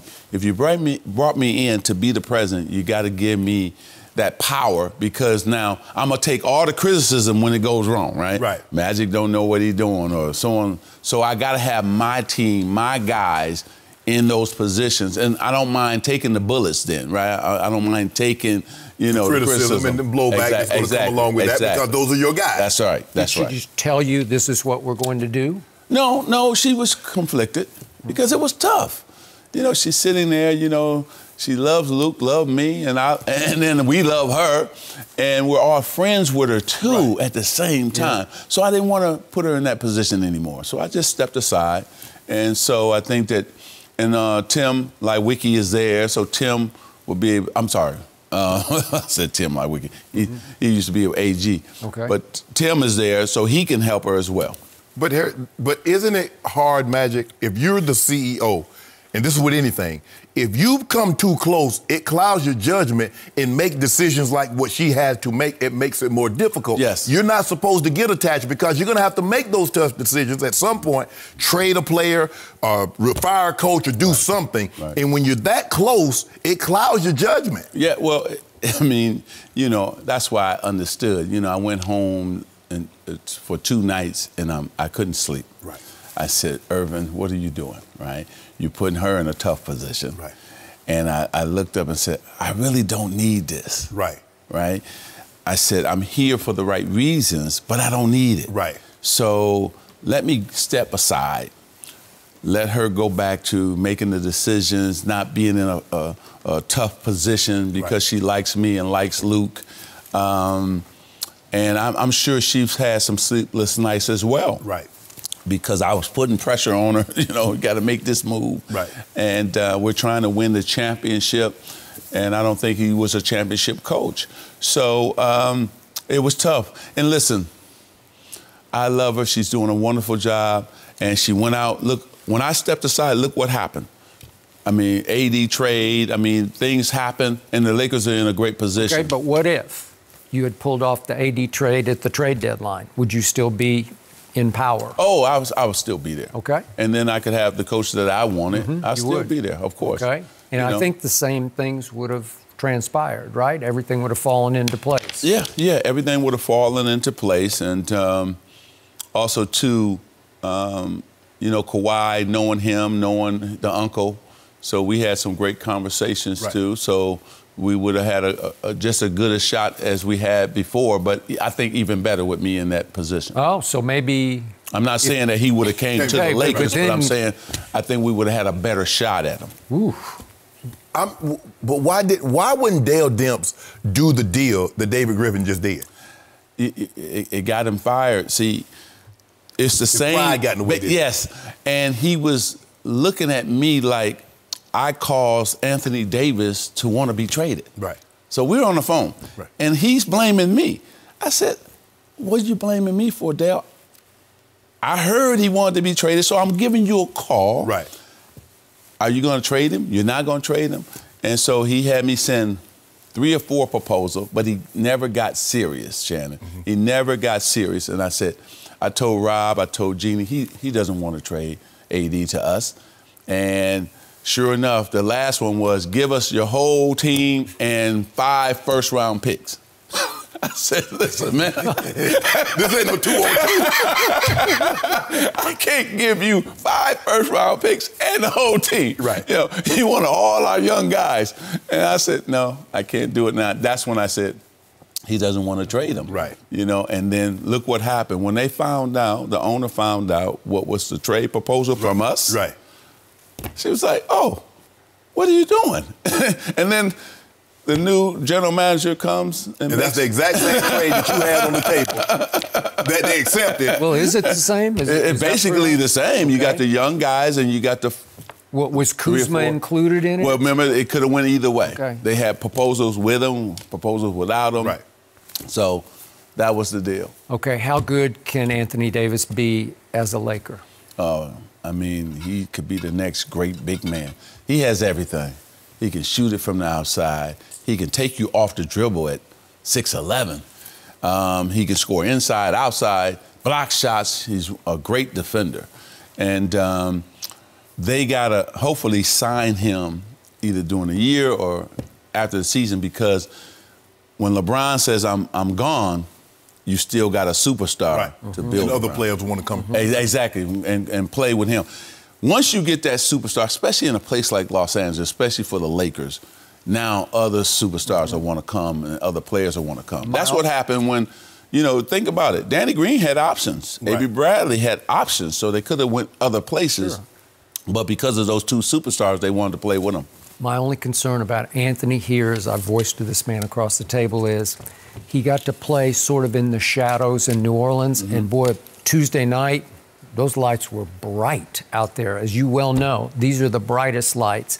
And I don't think he's experienced that yet. And I'm not sure he can keep standing up to it, depending on how great LeBron can be in year 17. LeBron's going to have to share some of that superstar load with him. Well, I think that also Kyle Kuzma's going to take a lot of pressure off both of them. Okay. See, you need the other scorer in there and a guy that can stretch the floor as well, and Kyle Kuzma can do that.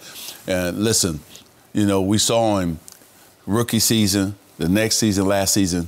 Kyle is taking steps and steps. You believe in Kyle. Oh, yeah, because I see him working in the gym. He's like this dude in the gym.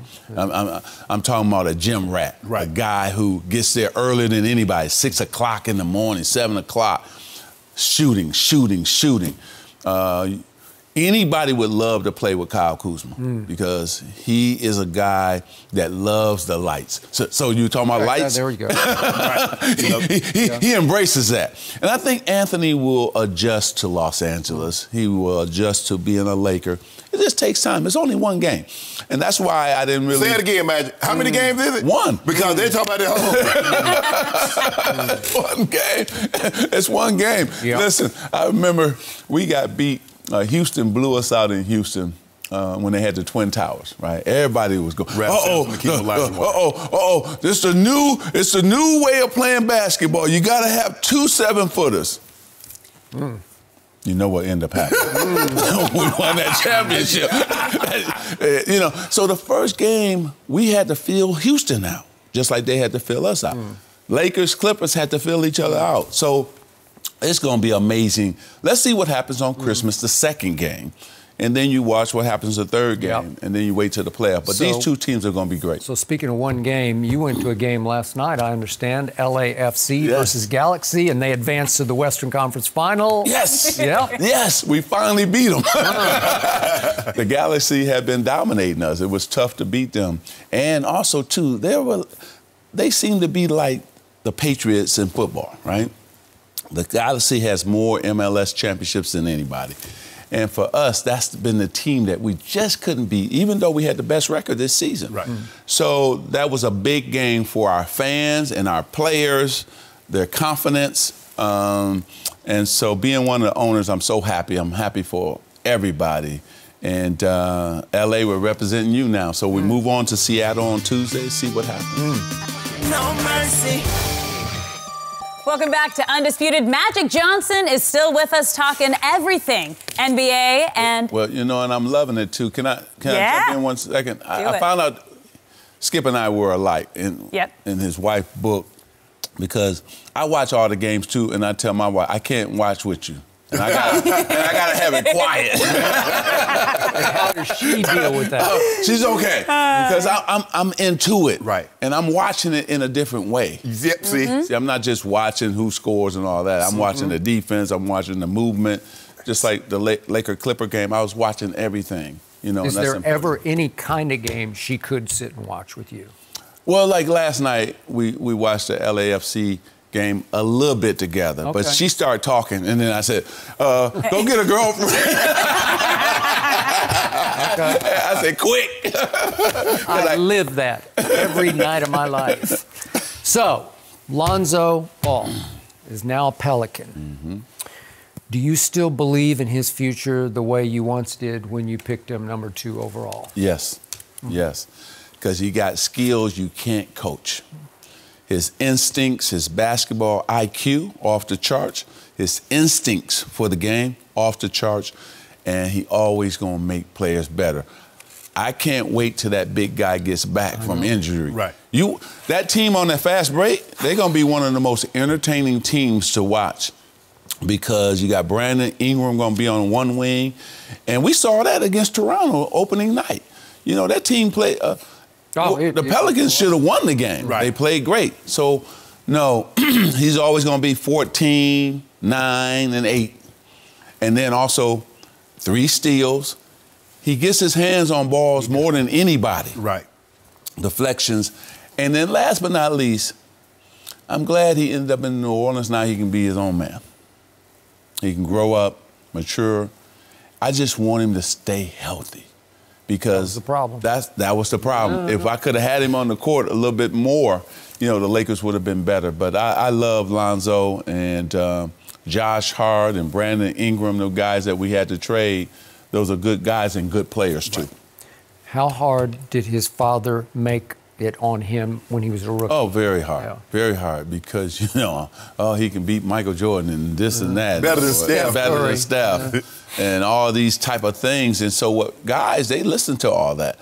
So he put a bullseye on him game 1. Patrick Beverly went up and tore him up. Exactly. Yeah. And, you know, so you can't do that. Let the young man come in quiet, especially a rookie in the NBA, a rookie in the NFL. You want to come in quiet and just do your job and learn. That first 2 months in the NBA, for a rookie, you have to learn a lot. Rookie point guard. That's right. Ooh. That's right. You got to run the team. You got to learn all your players, where they like the ball. And then you got to learn the league. Because one night is Steph, the next night is, you know, Kyrie, you know, on and on and on. Hard.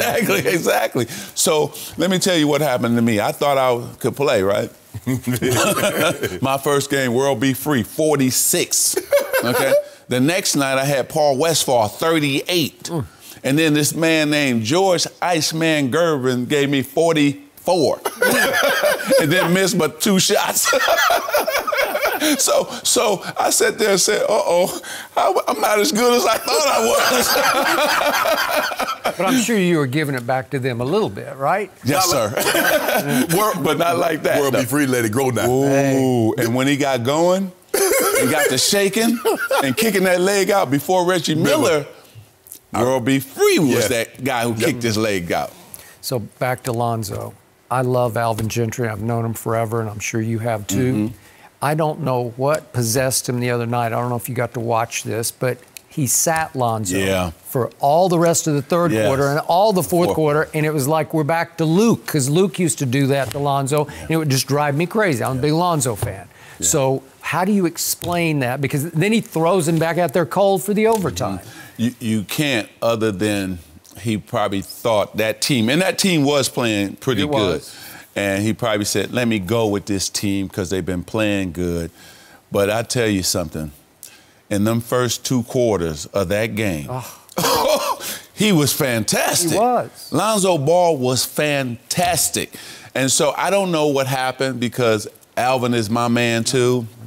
And I had called Alvin to tell him how good these guys were, you know, that he was getting. And so I know he'll probably say, okay, I won't let that happen again. Yeah. And also, too, you got to remember, Lonzo gets down when that happens. Sure. Right. And so I was there the next day to pick him up, right? Talk to him. Listen, don't worry about it. You got talent. You got skills. We need you. And so I'm hoping somebody's there to help him with his confidence, you know, to say, hey, don't worry about that first game. You'll be okay for the second one. Actually, they're on TV again, I think, tonight. Right. Yep. How do you feel about the shot from here? It's starting to look a little more over here at the release. I saw that clip of the coach working with him. Yep. I think that the release is good. But what I want him to do is attack that basket, draw the foul, and get the and ones. Because he get in there, and sometimes he gets in the air and wants to pass it. Right. He's got to go in with a scoring mentality first. Then when the big man slide over, then you just drop it down. See, but what he does, he comes in and he's looking. He's looking to pass. Exactly. And the big man knows it. Right. Everybody knows it, so they don't come to him. Right. But he got a wide open layup or a dunk. So he's got to come in to score first. Then when that man slides over, now you make your pass or your decision. But do you think if he was better at shooting free throws, he would like that? Because if he's, you shooting 40%, that's the last thing you want to do as a point guard, to get to the foul line and clank them. You're right, but I think better and better. Okay. See, what happened for him, he missed so much time the first 2 years. Right. He didn't get a chance to gain that confidence. Right, okay. And so now you're missing court time, you're missing valuable practice time. Right.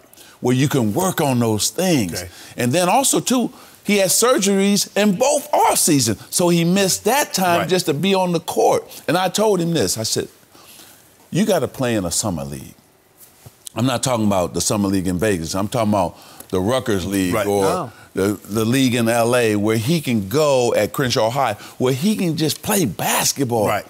Because he missed too much time. Right. He's rehabbing instead of training. Exactly. Exactly. So you mentioned you like him in New Orleans, sort of becoming his own man. Yeah. Would you like to see him distance himself a little more from his father? I know it's still blood and it's kin and it's father, but would you like to see a little more, I'm becoming my own man? Well, he's going to always love and respect his father, but what I want him to do is make all his own decisions. Because you have to now. You and that, listen, you're making $10, $11 million. Right. So you have to be the guy calling the shots. Right. And so you're going to always have your father there. And they got a great relationship. And LeVar got a great relationship with his 3 sons. But just like me, I came in, I signed at 19.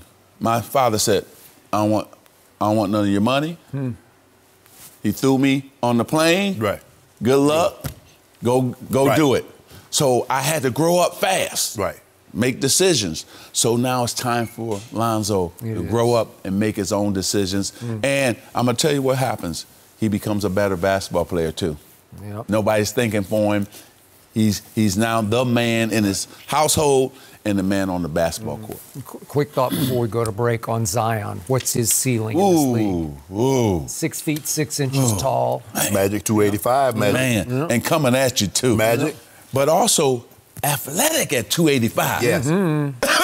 Magic, he can't play that heavy. I know. It's too much. It's too much wear and tear on him. Well, we're seeing that now. Yes. Right? So what he's got to do, cut down. But I tell you what. He's explosive. He is something else. I mean, special.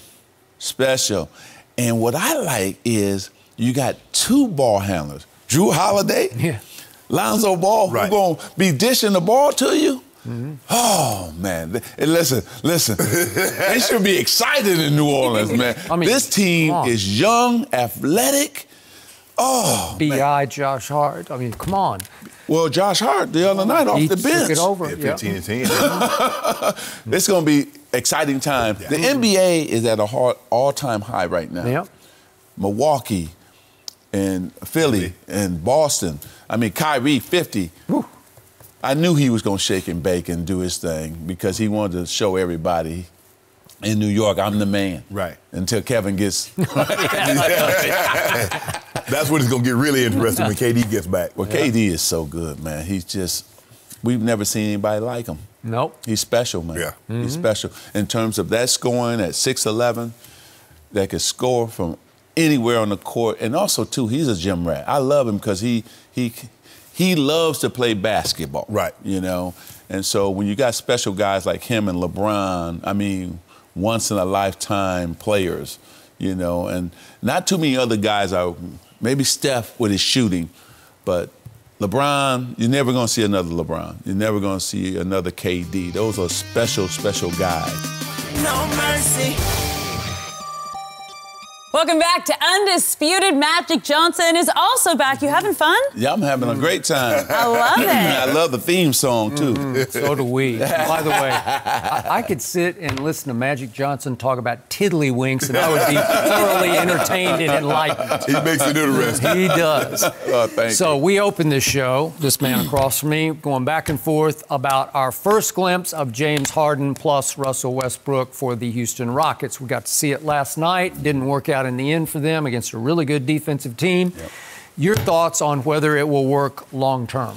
I think it will work. I just, listen, Westbrook is fantastic on his own. James Harden is fantastic on his own. Now, I think they'll work it out.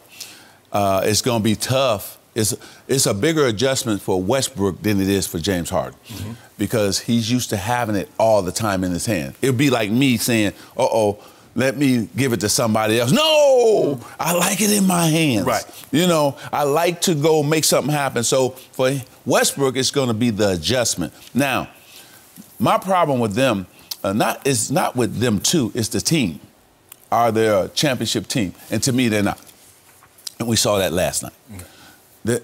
Because you have to play defense at the end of the day. Right. So I don't think they're a very good defensive team. I think they're going to be a great offensive team, but I don't think they're a great defensive team. So you're more in Shannon's camp. You don't think it's going to pay big dividends? No, they're going to make the playoffs, but when you think about Portland, Denver, the Lakers, the Clippers, I mean, you know, San Antonio, you know, all. Hey, listen, Dallas. We're sleeping on Utah. Dallas has 2 unicorns. Yes. Seriously. Yes. Those 2 guys can really. And they're going yeah. You know what? In the West, somebody good's not going to make it. That's correct. And I like Dallas because they also got shooters around. Luka, Doncic, and Porzingis. Yeah. And so I'm looking forward to seeing them live. I like what Cuban has built. And I think that and Carlisle's a great coach. Right. They're going to be heard from this season, Dallas. Everybody's sleeping on them, but watch out. And the reason I was telling Skip, because both of these guys are ball dominant. Yep. And it's not like, okay, when one has the ball, the other dives to the basket. That's not their game. No. Magic, you went through something like this because when you got here, they had Norm Nixon. Right. For you to be your best, you needed the ball. For Norm to be his best, he needed the ball. Dr. Bus said, Sub got to give him, Magic stayed. You know what? Yes. Yeah, Magic. And we needed Byron Scott to come in and be the off guard, the two guard. Right, that didn't need the ball, that could play off the ball, could hit shots. And that's when Showtime officially got underway. Man, love coming down that middle with the ball. That's where Russ, people got to remember, Westbrook can take a game in 5 minutes. He can go for 20 points. He can get on that break. We saw it once or twice last night. Twice. Grab the rebound. And just go coast to coast and put on a show. That's what he's going to miss, the fact that for a 5 to 8 minute stretch, he can dominate the game and take the game over. Right. So how does he adjust to that? Yes. And it's not whether they can play together. They'll be able to adjust to that. It's more, man, I'm ready to go. See, just like me, I was ready to go, and I needed that ball to go. Right. And Russ is going to need that ball to go and make things happen.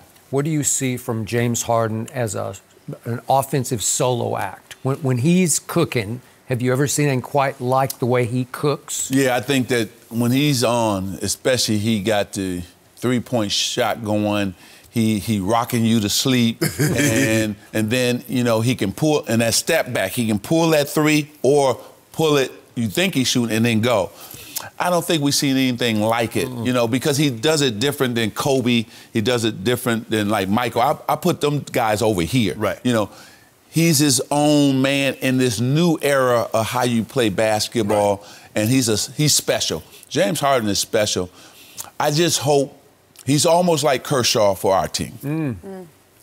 You want him to win the championship one day. Right. That's a good analogy. Yes. That's good. See, dominate during the regular season, then you want him to dominate in the playoffs too and win the World Series. I want that for Clayton so bad. He's got to win a World Series because then his career is sealed. Right.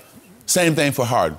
Is he going to be able to win the NBA championship or just dominate and be a great scorer? So we have to let you go. Just a quick thought. When all's said and done this year, Lakers or Clippers, just put you on the hot seat. Just gut feeling right here, right now.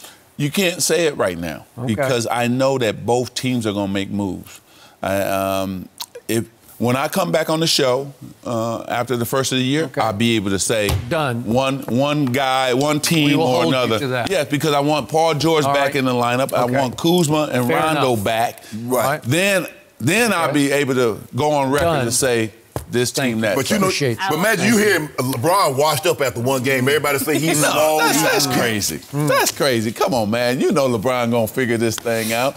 But get him off that ball where he can rest. Okay. We'll you got to have Avery Bradley bring it up and then throw it to him. I want that point forward more than I want and Rondo. Watch tonight. It's going to be fun. Magic, thank you so much for coming and joining us. I love these guys. These are my guys. This was amazing. Oh, I had so much fun. You know that. This was great. You know, champion, another champion, and you too. And now I'm your girl. That's right. That's right. That's right. I love it. Thank you again so much. That was awesome. Thank you for listening to the Undisputed podcast. I'm Jenny Taft. Keep an eye out for the weekend edition of the podcast tomorrow morning, featuring this week's best segments. Have a great weekend, everyone. Fox Sports, one of one.